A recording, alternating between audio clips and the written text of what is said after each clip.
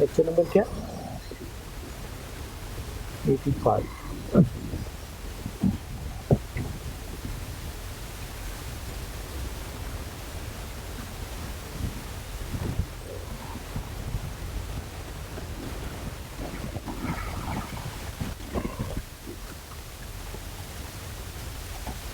Chapter 13 हमने start किया था। चैप्टर 13 इसके अंदर हमारे पास फिर 3 टॉपिक हैं। एक ISA 570 गोइंग कंसर्न हम कवर कर चुके हैं। एक ISA 580 रिटर्न रिप्रेजेंटेशन हम कवर कर चुके हैं।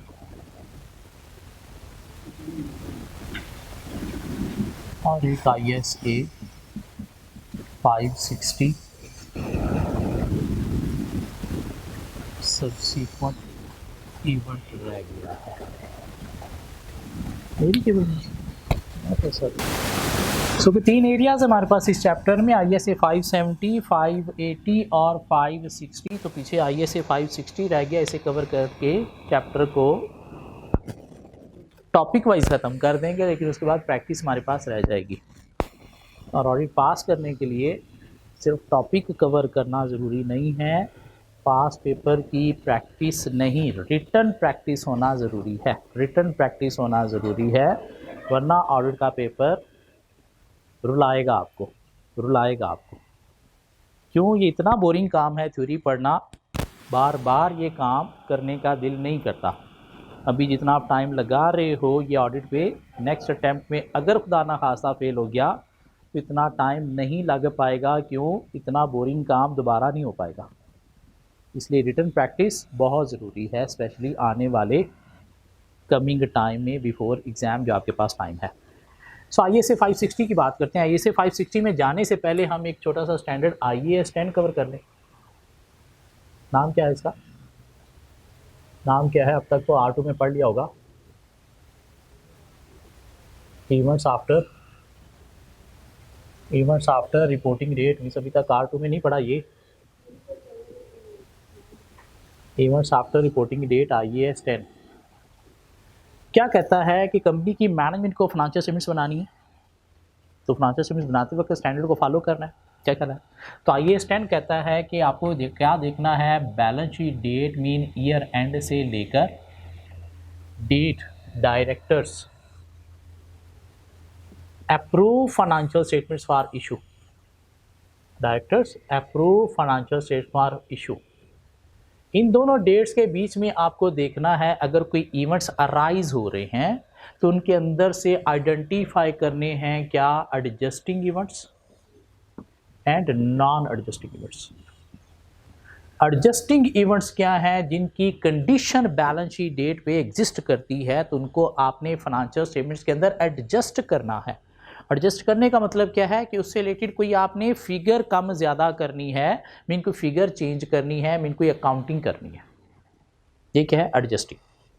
नॉन एडजस्टिंग इवेंट्स क्या है? ऐसे इवेंट जिनकी कंडीशन बैलेंस शीट डेट पे एग्जिस्ट नहीं करती, मीन इनसे रिलेटेड कोई अकाउंट बैलेंस यहाँ पे है या बनता है तो एडजस्ट करना है। इनसे रिलेटेड यहाँ पे कोई अकाउंट बैलेंस नहीं है या है तो छेड़छाड़ उसमें बनती नहीं है, मीन बैलेंस शीट डेट पे कंडीशन एग्जिस्ट नहीं करती, तो आपने देखना है अगर ये सिग्निफिकेंट है नॉन एडजस्टिंग, तो आपने फाइनेंशियल स्टेटमेंट्स के अंदर इसका डिस्क्लोजर देना है। क्यों? अभी तक फाइनेंशियल स्टेटमेंट्स आपकी फाइनल नहीं हुई, तो इसलिए आपने उनका डिस्क्लोजर देना। सो एडजस्टिंग इवेंट्स को एडजस्ट करना है पर IAS 10, नॉन एडजस्टिंग इवेंट्स अगर सिग्निफिकेंट है तो डिस्क्लोजर देना है।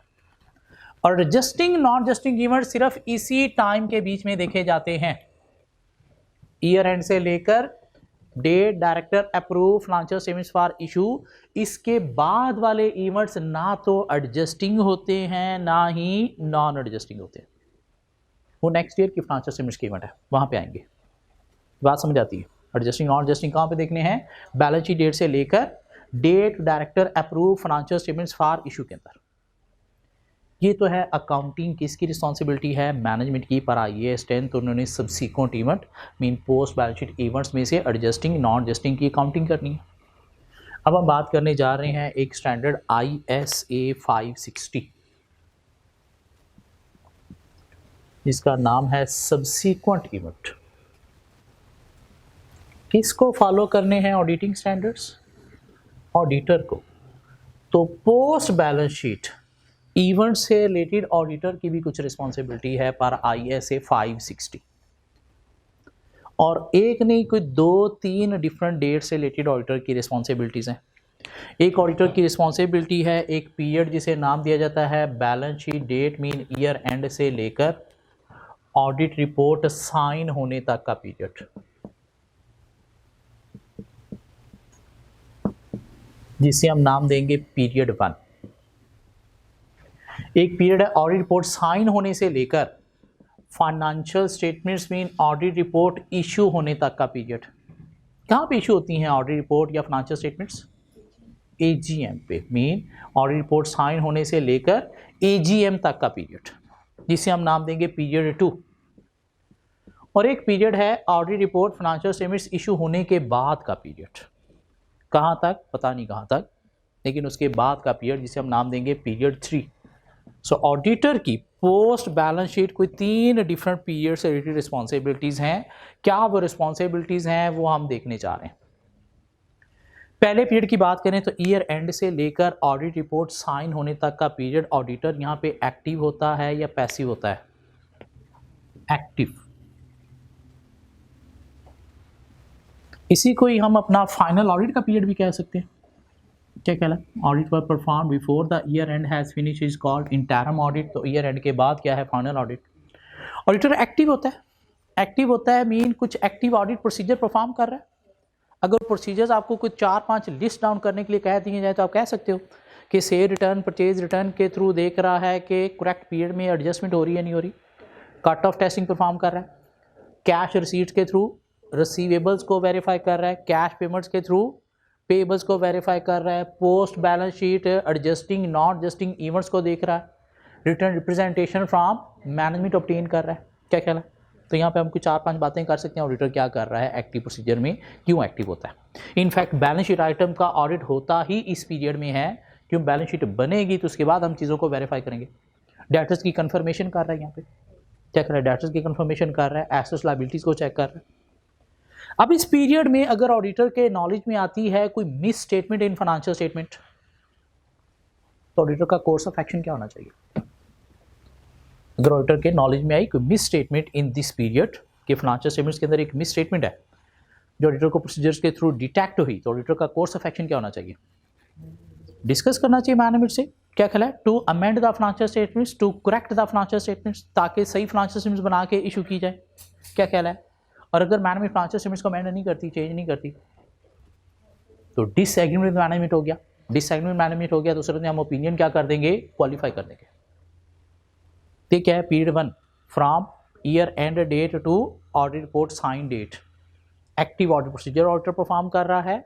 और अगर डिटेक्ट होती है मिस स्टेटमेंट तो डिस्कस करना है with management to amend the financial statements. If they do not amend the financial statement, audit report should be qualified based on the materiality of the matter. ठीक हो गया। अब बात करते हैं पीरियड 2 की कि ऑडिट रिपोर्ट साइन हो चुकी है। ऑडिट रिपोर्ट साइन हो चुकी है लेकिन अभी तक इशू नहीं हुई। क्यों? AGM का वेट हो रहा है, AGM पे इशू की जाएगी, या वैसे भी एनुअल रिपोर्ट्स के अंदर आपने अटैच करके इशू करना होती है, तो प्रिंटिंग प्रोसेस में उसकी कॉपीज़ बनाई जा रही हैं ताकि उसके बाद इशू करेंगे। ऑडिटर एक्टिव है या पैसिव है?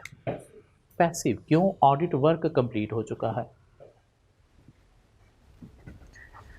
वो कहते हैं फिर भी ऑडिटर को क्या रहना चाहिए? यहाँ पे अलर्ट रहना चाहिए regarding any condition, regarding any circumstances. और अगर इस पीरियड 2 में ऑडिटर के नॉलेज में आती है कोई miss statement in financial statement जो हमसे यहाँ पे नहीं पकड़ी गई थी, दिस मीन जो फाइनेंशियल स्टेटमेंट्स इशू होने जा रही हैं वो रॉन्ग है, उसके ऊपर हमारी ऑडिट रिपोर्ट भी रॉन्ग हो सकती है, जरूरी नहीं है, हो सकती है। तो क्या हमें ये wrong financial statements, wrong audit report issue होने देनी चाहिए? नहीं। हमें क्या करना चाहिए? मैनेजमेंट से जाके डिस्कस करना चाहिए। क्या करो? आप अमेंड करो फाइनेंशियल स्टेटमेंट्स को, पुरानी फाड़ के फेंको और सही करके नहीं बनाओ। क्या ख्याल है? और हम क्या करेंगे? उन अमेंडेड फाइनेंशियल स्टेटमेंट्स के अकॉर्डिंगली न्यू ऑडिट रिपोर्ट जो है वो साइन करेंगे।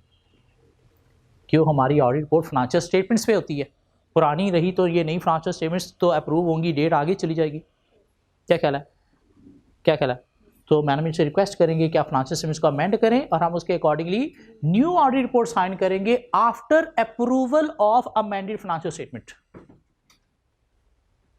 ये नहीं कि मैनेजमेंट को आपने कहा हम नई रिपोर्ट देते हैं, आप नई फाइनेंशियल स्टेटमेंट्स अमेंड करें, उन्होंने कहा ठीक है आप नई रिपोर्ट भेज दें, हम फाइनेंशियल स्टेटमेंट अमेंड करके तो लगा देंगे साथ। आपने रिपोर्ट बना के दे दी, उन्होंने फाइनेंशियल स्टेटमेंट्स को अमेंड किए बिना पुरानी के साथ ही नई रिपोर्ट अटैच करके इशू कर दी। नहीं, तो ये न्यू ऑडिट रिपोर्ट साइन करेंगे after approval of amended financial statement. अब अगर मैनेजमेंट फाइनेंशियल स्टेटमेंट्स को अमेंड करती है तो हम नई रिपोर्ट देंगे, सिर्फ रिपोर्ट हम नई नहीं दे सकते, क्यों? वो फाइनेंशियल स्टेटमेंट्स पे होती है। और अगर मैनेजमेंट फाइनेंशियल स्टेटमेंट्स को अमेंड नहीं करती तो फिर क्या करना चाहिए? हमें ये मैटर कम्युनिकेट करना चाहिए टू शेयर होल्डर। कहाँ पे कम्युनिकेट कर सकते हैं? AGM अटेंड करने का, बोलने का हमारा राइट है। तो हम यहाँ पे शेयर होल्डर को कम्युनिकेट करेंगे कि फाइनेंशियल स्टेटमेंट्स रॉन्ग हैं, रिलायबल नहीं है, और अपनी ऑडिट रिपोर्ट से भी हम विड्रॉ कर लेंगे कि हम रिपोर्ट नहीं दे रहे। क्यों? ये जिन फाइनेंशियल स्टेटमेंट्स पे हैं वो रॉन्ग है और हमने मैनेजमेंट से कहा ठीक करने के लिए, उन्होंने करेक्ट नहीं की। सो पीरियड 1 में अगर आपके नॉलेज में मिस स्टेटमेंट आती है तो नॉर्मल ऑडिट की बात है, मैनेजमेंट से डिस्कस करोगे, करेक्ट करें, नहीं करते तो रिपोर्ट क्वालिफाई। पीरियड 2 में क्योंकि रिपोर्ट साइन हो चुकी है और नॉलेज में मिस स्टेटमेंट आई है बिफोर इशू, तो मैनेजमेंट से रिक्वेस्ट करना है कि अमेंड करें फाइनेंशियल स्टेटमेंट, पुरानी फाड़ के फेंके, नई सही करके बनाएं। पुरानी ऑडिट रिपोर्ट भी हम फाड़ देंगे, नहीं हम ऑडिट रिपोर्ट भी अमेंडेड फाइनेंशियल स्टेटमेंट्स के अप्रूवल के बाद साइन करेंगे। And if management do not amend the financial statement, auditor should consider speaking of matter to shareholder at AGM and withdraw from his audit report। ये बात समझ आती है? अब बात आती है पीरियड 3 की। ऑडिट रिपोर्ट, फाइनेंशियल स्टेटमेंट सब कुछ इशू हो चुकी हैं। ऑडिटर एक्टिव या पैसिव? पैसिव। लेकिन इस पीरियड में अगर आपके नॉलेज में आती है कोई miss statement in the financial statement, जो आपसे ना तो यहाँ पे पकड़ी गई ना यहाँ पे नॉलेज में आई, अब नॉलेज में है जब फाइनेंशियल स्टेटमेंट, ऑडिट रिपोर्ट सब कुछ इशू हो चुका है, कहाँ पे है? जनता के पास, लोग उसे यूज कर रहे हैं। क्या ख्याल है? लेकिन अगर इस पीरियड में आपके नॉलेज में I miss statement in the financial statement, तभी तो आपके नॉलेज में आई है, किसी और के नॉलेज में आ गई तो आपको डैमेज के लिए सू भी कर सकता है। भाई तूने कहा था सब कुछ ठीक है, ये क्या है? तो हमें अपने आप को बचाने के लिए कुछ काम करना चाहिए। क्या करना चाहिए? हमें भाग के क्लाइंट मैनेजमेंट के पास जाना चाहिए। बात सुनो सर, आपने हमें ड्यूरिंग ऑडिट मामू बनाई रखा है, हमें आपने प्रॉपर फैक्ट्स नहीं दिए, हमने भी ये चीज़ प्रॉपर्ली नहीं पकड़ पाए थे, लेकिन अब आके हमें पता चला कि ये चीज़ गलत है। तो आप क्या करो सर, फाइनेंशियल स्टेटमेंट्स नई करेक्ट करके बना के दोबारा से इशू करो। और एक चीज़ जब गलत इशू हुई होती है, उसका जब करेक्टेड वर्जन आता है तो उसे नाम दिया जाता है रिवाइज्ड वर्जन का। मीन आप क्या करो, इशू करो revised financial statement, financial statements नहीं, रिवाइज्ड फाइनेंशियल स्टेटमेंट। साथ उन रिवाइज फाइनेंशियल स्टेटमेंट्स के अंदर क्या करो, डिस्क्लोजर भी दो, रीज़न भी बताओ क्यों आप फाइनेंशियल स्टेटमेंट्स रिवाइज कर रहे हो। बताओ पुरानी फाइनेंशियल स्टेटमेंट्स में और इन फाइनेंशियल स्टेटमेंट्स में क्या डिफरेंस है, मीन क्या उसमें मिस स्टेटमेंट थी जो आपने ठीक किया। और हम भी क्या करेंगे इसके अकॉर्डिंगली, क्या करेंगे, नई रिपोर्ट इशू करेंगे जिसे हम भी नाम क्या देंगे, रिवाइज्ड ऑडिट रिपोर्ट। उस रिवाइज्ड ऑडिट रिपोर्ट में डिस्क्लोजर हमने भी हाईलाइट करना है। क्या ख्याल है? हम भी तो अपनी रिपोर्ट में बताएंगे ना हम क्यों नई रिपोर्ट दे रहे हैं। तो वही फाइनेंशियल स्टेटमेंट्स के अंदर जो डिस्क्लोजर है रीज़न वाला, उसी को हाईलाइट कर देंगे। कैसे हाईलाइट करेंगे? एम्फेसिस ऑफ मैटर पैराग्राफ के थ्रू।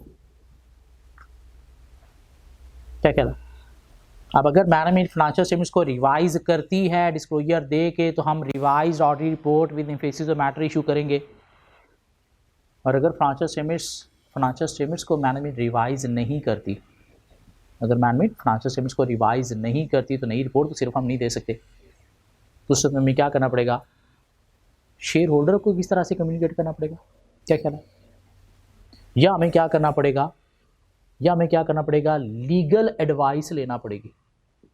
मीन लॉयर को कंसल्ट करना पड़ेगा कि भाई ये एक मसला बन गया है, ये हमारे ऊपर लाइबिलिटी बन सकती है, कोई डैमेजेस के लिए हमें सू कर सकता है, मैनेजमेंट तुम्हारी बात मान नहीं रही, तो मुझे बता क्या करना चाहिए। तो लॉयर फिर आपको गाइड करेगा कि कैसे, अगर कोई केस बनता तो आप कैसे बच जाओगे, या आपको क्या करना चाहिए। ज़्यादा बेस्ट क्या है, speaking of matter to shareholder. कैसे स्पीक किया जा सकता है, अगर नेक्स्ट ईयर का ऑडिटर भी आप हो तो ऑडिट से रिज़ाइन करके आप EGM कॉल कर सकते हो, वहाँ पे आप शेयर होल्डर को बुला के कॉल कर सकते हो, या बहुत बड़ी कंपनी है, प्रेस रिलीज़ के थ्रू आप शेयर होल्डर को दुनिया को बता सकते हो। मीन अपनी जान किसी तरह से बचानी है, लीगल एडवाइस लेके कि कैसे हम अपने आप को बचा सकते हैं, क्यों मैनेजमेंट तुम्हारी बात मान नहीं रही। सो पीरियड 1 में अगर हमारे नॉलेज में आती है मिस स्टेटमेंट, तो हमने मैनेजमेंट से डिस्कस करना है to amend the financial statement. If they do not amend the financial statement, audit opinion should be qualified. क्यों, बंदूक हम चला सकते हैं, अभी हमारे हाथ में है, अभी हमने रिपोर्ट साइन की नहीं, ठीक हो गया। पीरियड 2 में ऑडिट रिपोर्ट साइन हो चुकी है लेकिन अभी तक इशू नहीं हुई, लेकिन हमारे नॉलेज में आती है miss statement in the audited financial statement, जो हमसे यहाँ पे नहीं पकड़ी गई थी, अब नॉलेज में आई है। क्या ख्याल है, तो इससे पहले रॉन्ग फाइनेंशियल स्टेटमेंट्स इशू हो सकता है हमारी रिपोर्ट भी उस पर रॉन्ग इशू हो, तो हम मैनेजमेंट को रिक्वेस्ट करेंगे to amend the financial statement, revise नहीं अमेंड। क्यों, अभी तक इशू ही नहीं हुई। रिवाइज तब जब एक चीज़ इशू हो चुकी है उसे ठीक करके दोबारा इशू करना है, अभी तभी इशू ही नहीं हुई, तो इसलिए क्या वर्ड यूज़ कर रहे हैं, रिवाइज नहीं अमेंड। और उसके अकॉर्डिंगली हम नई ऑडिट रिपोर्ट साइन करेंगे after approval of amended financial statement. If management do not amend the financial statement, auditor should speak the matter to shareholder at AGM and withdraw from his audit report। ये बात ठीक है। अब कहता है कि अगर मैनेजमेंट मानती है कि ठीक है हम फाइनेंशियल स्टेटमेंट्स को अमेंड करते हैं, तो आपने क्या करना है, उस मैटर से थोड़े और प्रोसीजर परफॉर्म करने हैं, थोड़ा बाकी अपने वर्किंग पेपर को भी देखना है, क्या बाकी एरियाज़ के तो हमने एविडेंस ठीक लिए हुए हैं, इस मैटर का किसी और अकाउंट बैलेंस के साथ कोई लिंक तो नहीं बनता जो मिसस्टेटेड हो सकता है, तो आपने थोड़े से एक्सटेंडेड प्रोसीजर भी परफॉर्म कर लेने हैं, ठीक हो गया। और उसके बाद फाइनेंशियल स्टेटमेंट्स अमेंड हो जाएंगी, तो उसके अप्रूवल के बाद नई रिपोर्ट साइन करनी है। हाँ, अगर मैनेजमेंट अमेंड ही नहीं करती तो फिर हमें क्या करना है, शेयर होल्डर को कम्युनिकेट करना है। और इसलिए मिस स्टेटमेंट मिली है तो उसके बाद भी हमने पहले थोड़े से प्रोसीजर वेरिफिकेशन करनी है कि वाकई मिस स्टेटमेंट है, फिर मैनेजमेंट के पास जाना है। और मैनेजमेंट ने मान ली बात अमेंडमेंट करने की, तो आपने थोड़ा एक्सटेंडेड प्रोसीजर और परफॉर्म कर लेने, अपने वर्किंग पेपर को दोबारा से रीचेक भी कर लेना, ठीक हो गया। अब बात करते हैं पीरियड 3 की।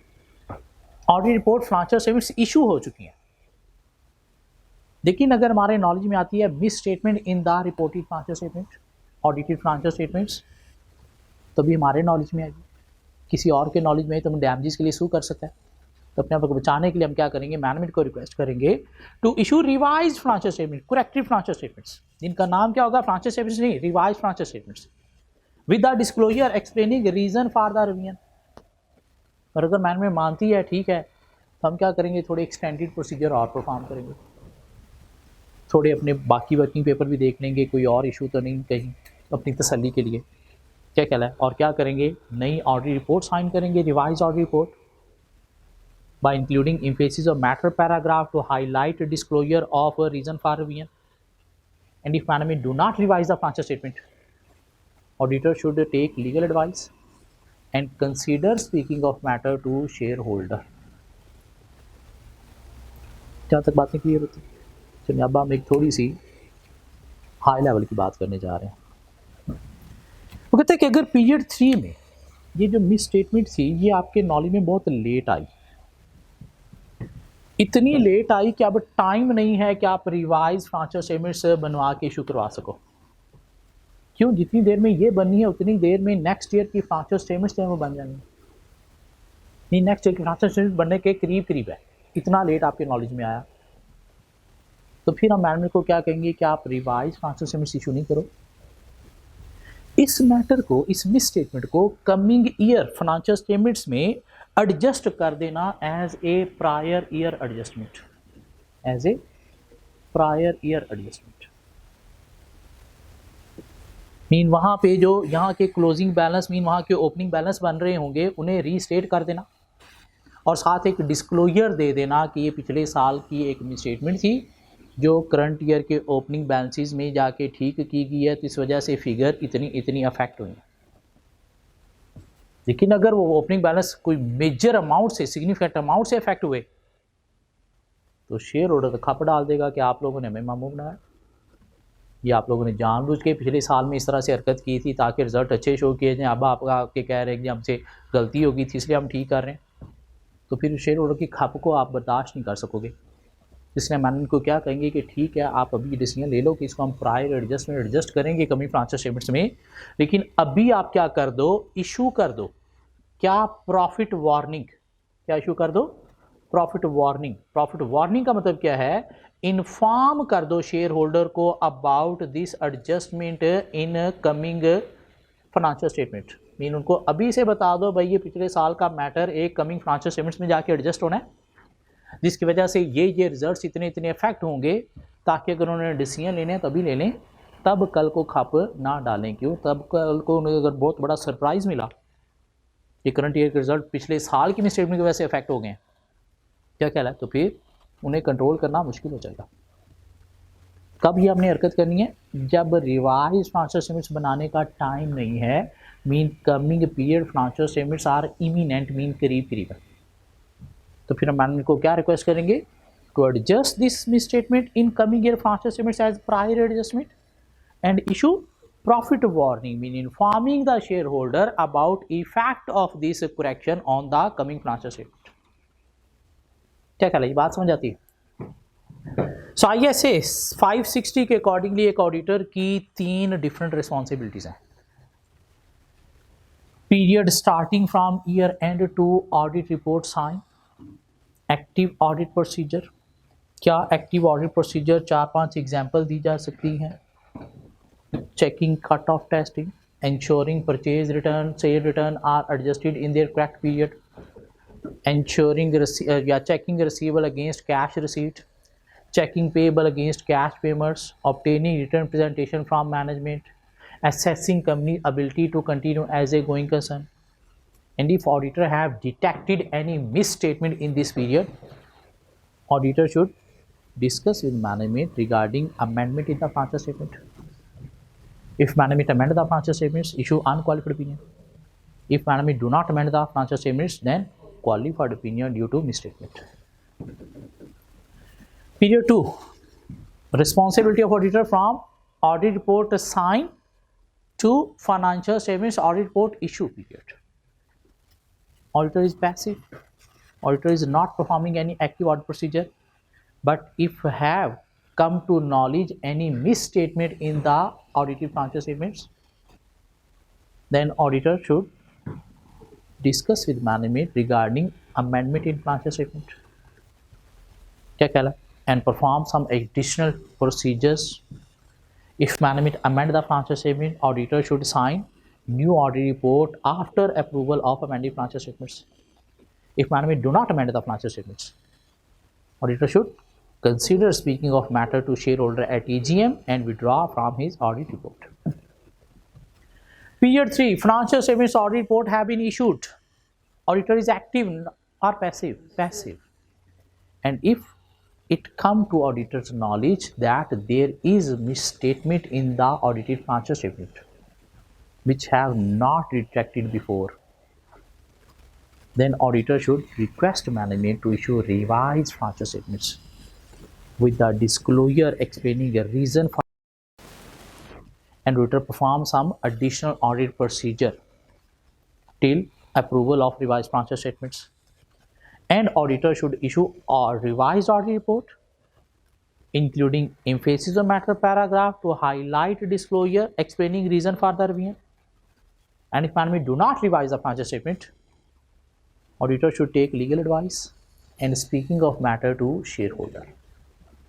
क्या कहला, ये बात सेपरेट थी कि if coming year financial statements are imminent, mean nearby, no time for issuing revise financial statement, in that case auditor should request management to adjust this misstatement in coming financial statement as prior year adjustment, and should also request management to issue profit warning, i.e. informing shareholder about this adjustment in coming financial statement. अब ये पढ़ के देखें ज़रा, आइए से 560 में ऐसी की बातें हैं, बुक में ज़रा देखें ऐसी की बातें हैं। 3 डिफरेंट पीरियड से रिलेटेड कुछ प्रोसीजर्स या ऑडिटर के एक्शन, कोर्स ऑफ एक्शन बताए गए होंगे।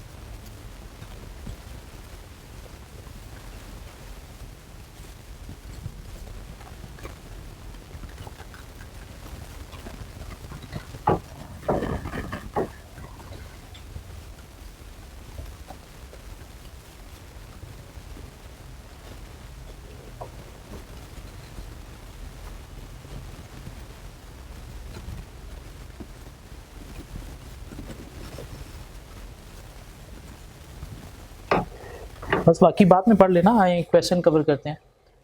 क्वेश्चन नंबर 13 देखिएगा पेज 294 पे। Question number 13 on page 294।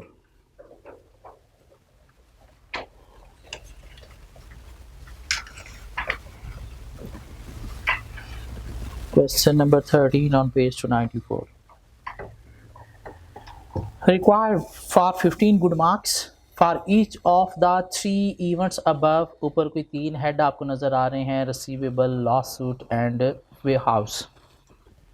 So for each of the 3 events above, discuss whether the financial statements require amendment. आपने देखना है financial statements में कोई amendment require है या नहीं है। Describe audit procedure that should be performed in order to form a conclusion on the amendments. और आपने audit procedure भी बताने हैं, like amendment से discuss करनी है या कोई और चीज़ें आपने check करनी है। And explain the impact on the audit report should the issue remain unresolved. और अगर amendment चाहिए थी और management ने amendment नहीं की तो उस सूरत में audit report आप कौन सी दोगे, वो obviously materiality की बेस पर देखेंगे। क्या करें, तो 3 चीज़ें हमें लिखनी है। नंबर 1 क्या, अमेंडमेंट्स इन फाइनेंशियल स्टेटमेंट्स चाहिए या नहीं चाहिए, amendment in financial statements. Number 2 audit procedures, और number 3 audit report implication, audit report effect. क्या करो, तो पहले हेडिंग देनी है, उसके अंदर ये 3 सब हेडिंग आएंगी, फिर दूसरा इशू की हेडिंग देनी है, उसमें ये 3 सब हेडिंग आएंगी, फिर तीसरा इशू, उसके अंदर ये 3 सब हेडिंग आएंगी, और 5 नंबर के लिए हमने तीनों इशू को जस्टिफाई करना है, इंसाफ करना है, ताकि हमारे साथ भी एग्जामिनर इंसाफ कर सके। So note the total mark will be split equally between each event. So Humphreys company operates a chain of food wholesaler across the country and its year end was 30th September 2011. What was the year end? 30th September 2011. The final audit is nearly complete and it is proposed that the financial statements and audit report will be signed on 13 December. 13 दिसंबर को audit report sign होगी। Mean year and है 30 सितंबर 2011, 30 सितंबर 2011 और audit report sign होगी कब? 13 दिसंबर 2011 को। ठीक होगी, ये दो डेट्स हमें दी हैं। Okay, revenue for the year is $78 million and profit before tax is $7.5 million। भाई क्यों बताएंगे ये फिगर? मटीरियलिटी कैलकुलेशन के लिए। The following events have occurred subsequent to the year end। तो पहला मसला क्या है? receivables। A customer of Humphreys company have been experiencing cash flow problem। हमारा क्लाइंट है Humphreys कंपनी, उसका आगे से कस्टमर जहाँ से शायद कोई रिसीवेबल का बैलेंस होगा, उसे कोई कैश फ्लो इशू फेस करना पड़ रहे हैं and it's year and balance is 0.3 million और उसकी तरफ कोई 0.3 मिलियन का बैलेंस रिसीवेबल है। The company has just become aware that its customer is experiencing significant going concern difficulties. Humphreys company believe that as the company has been trading for many years, they will receive some, if not full payment from the customer. Hence, they have not adjusted the receivable balance। जब आप ये कह रहे हो कि हमें कुछ मिल सकता है, सारा नहीं मिल सकता, तो फिर प्रीमियम तो रिकॉग्नाइज होनी चाहिए। क्या ख्याल है? सारे के साथ नहीं तो कुछ के साथ तो रिकॉग्नाइज होनी चाहिए। क्या ख्याल है? सो फाइनेंशियल स्टेटमेंट्स में अमेंडमेंट रिक्वायर है। क्यों रिक्वायर है? क्यों रिक्वायर है? पर IAS 10 ये post balance sheet adjusting event है, कंडीशन एग्जिस्ट करती है बैलेंस शीट डेट पे, इसलिए जो है वो अमेंडमेंट रिक्वायर है। IAS 10 का अगर रेफरेंस दे दोगे तो एग्जामिनर आपको हो सकता है गोल्ड मेडल उठा के दे देंगे IAS 10 का रेफरेंस देते हुए। प्रोसीजर्स क्या होंगे? डिस्कस करना है मैनेजमेंट से regarding chance of any amount recovery. कितनी अमाउंट रिकवर हो सकती है? वाकई ही रिकवर हो सकती है। हम कोई कॉरस्पॉन्डेंस विद कस्टमर जो है उसे भी देख सकते हैं। क्या कह रहा है? और के प्रोसीजर हम एक्सटर्नल कंफर्मेशन भी कस्टमर से कर सकते हैं खुद से। क्या कह रहा है? Regarding any chance of payment है या नहीं। अब बात आ गई कहाँ पे? ऑडिट रिपोर्ट इफेक्ट में कि if management do not amend the financial statement. क्यों? उसने क्लियरली कहा है कि अगर अमेंडमेंट नहीं होती तो रिपोर्ट इफेक्ट बताना है। तो if management do not amend the financial statement then there is misstatement. Matter is this % of total asset या प्रॉफिट। चेक करके देखो क्या मटीरियल बनता है। रेवेन्यू और प्रॉफिट है, सिर्फ प्रॉफिट के साथ इसका लिंक बनेगा ना। तो प्रॉफिट का कितने % है? ये कितना है? 0.3 मिलियन। 0.3 मिलियन और हमारा प्रॉफिट कितना है? 7.5 मिलियन। तो देखिएगा ज़रा 4% है and hence immaterial. 5% or more हमने कहा था ना प्रॉफिट का। रेवेन्यू का कितने % उसके साथ चेक कर लो, क्या 1% है उसका?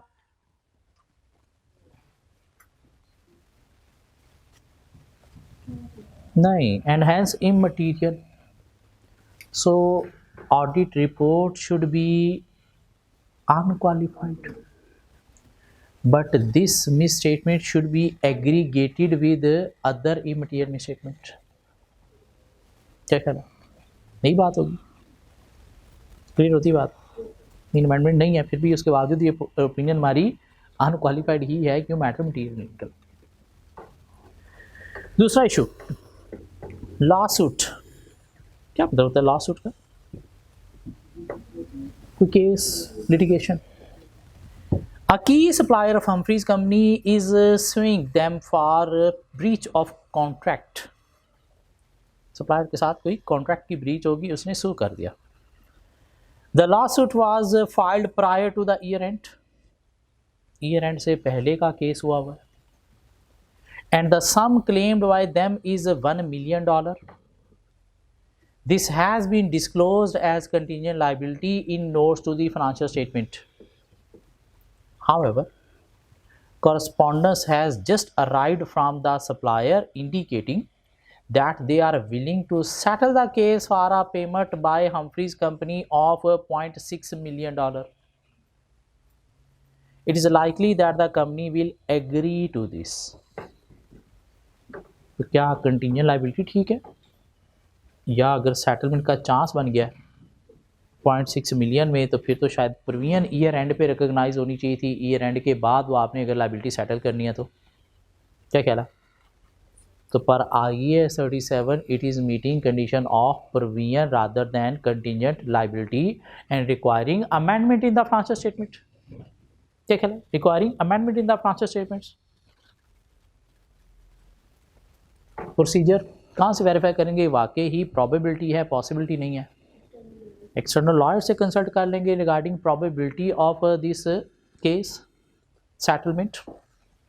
कॉरस्पॉन्डेंस विद सप्लायर जो है कंपनी की, उसको हम रिव्यू कर लेंगे to ensure any chance of settlement after year end. Discuss कर लेंगे मैनेजमेंट से regarding the likelihood of this case and chances of settlement. क्या कहना, कॉरस्पॉन्डेंस विद सप्लायर से ये भी वेरीफाई कर लेंगे they are agree to settle the case in 0.6 million. क्यों, प्रीमियम अगर चाहिए तो 0.6 से चाहिए, इससे ज़्यादा से चाहिए, वो भी तो देखना पड़ेगा ना। हो सकता है हमें जो है वो कहानी इस तरह की बना के पेश कर दी गई हो तो 0.6 मिलियन सेटलमेंट हो रही है, वो हो सकता है कह रहा हो कि नहीं भाई 1 मिलियन पूरे ही मैंने लेने हैं। मीन ऑडिटर कहेगा अच्छा 0.6 मिलियन की, फिर चलो प्रीमियम तो हम क्रिएट कर देंगे, नहीं हमने अमाउंट भी चेक करनी है।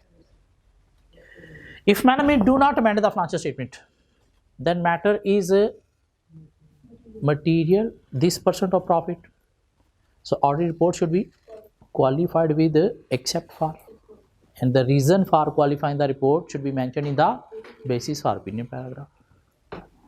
इसमें आप ऑडिट प्रोसीजर में रिटर्न प्रेजेंटेशन भी लिख सकते हो, रिटर्न प्रेजेंटेशन भी लिख सकते हो रिगार्डिंग लिटिगेशन। क्या ख्याल है, रीजनेबलनेस से रिलेटेड क्या ख्याल है, क्यों मैटर इन्वॉल्विंग जजमेंट एस्टिमेट भी है, लिटिगेशन भी है जी। 5 नंबर जस्टिफाई होते हैं।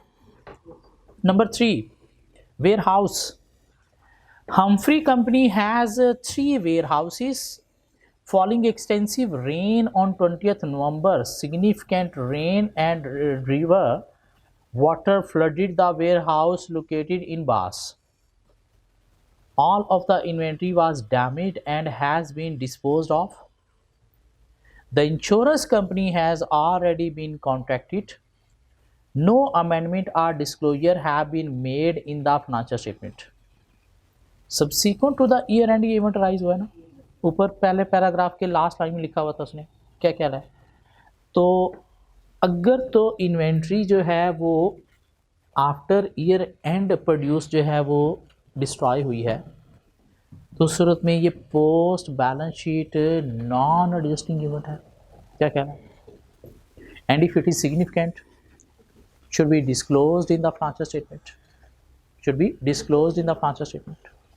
हाँ, और अगर कोई लॉस बहुत ज़्यादा हुआ है, तो बहुत ज़्यादा लॉस हुआ है जो कंपनी की ability to continue as a going concern affect कर सकता है, then there should be going concern paragraph in the financial statements या material uncertainty paragraph in the financial statements पर IAS 1।